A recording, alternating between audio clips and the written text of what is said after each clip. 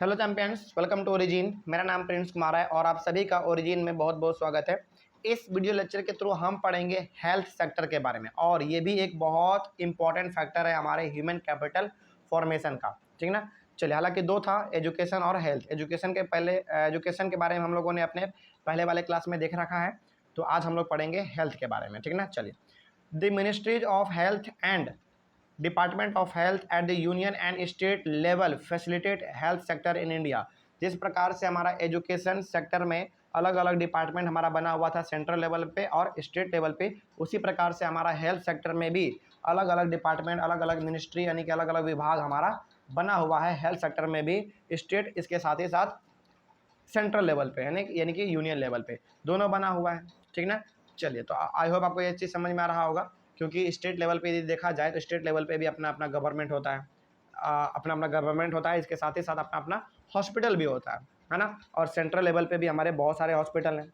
इसका सबसे अच्छा एग्जाम्पल है हमारा एम्स, दिल्ली का एम्स, और भी बहुत सारे हैं, है ना। चलिए, तो यानी कि हम लोग यहाँ पे कह सकते हैं कि जिस प्रकार से एजुकेशन का अलग अलग यानी कि स्टेट में हमारा अलग मिनिस्ट्री था, डिपार्टमेंट था, विभाग था, उसी प्रकार से सेंट्रल में भी हमारा हेल्थ का अलग अलग बटा हुआ है, जो कि हेल्थ से रिलेटेड सारे इशू को देखता है।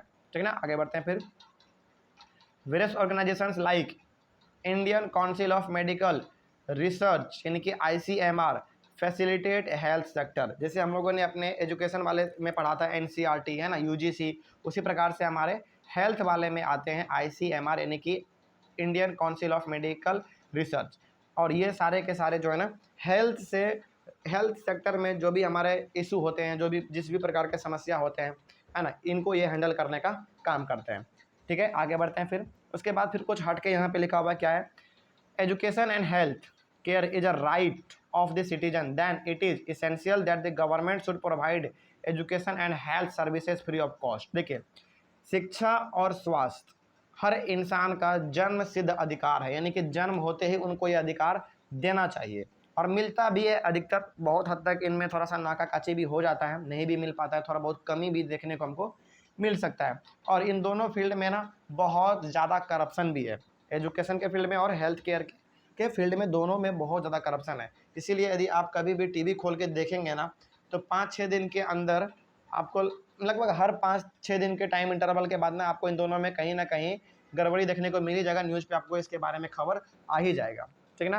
तो इन दोनों में थोड़ा सा होता है, तो इनके ऊपर सरकार को ध्यान देना चाहिए, और इस प्रकार से लोगों के सामने आना चाहिए कि वो इस प्रकार से दावा करे, है ना। केवल दावा करने से नहीं चलेगा, बिल्कुल होना भी चाहिए कि गवर्नमेंट को एजुकेशन और हेल्थ फ्री ऑफ कॉस्ट देना चाहिए, क्योंकि ये जन्मसिद्ध अधिकार है भाई, नेचुरल राइट है हम लोगों का, है ना। क्योंकि यही दोनों तो है जिनके कारण इकोनॉमी का ग्रोथ आगे जा सकता है। तो गवर्नमेंट को इसको थोड़ा ध्यान देना चाहिए। कम से कम तो कुछ ना हो सके तो कम से कम शिक्षा और स्वास्थ्य दोनों फ्री ऑफ कॉस्ट कर दें, है ना। आगे बढ़ते हैं फिर।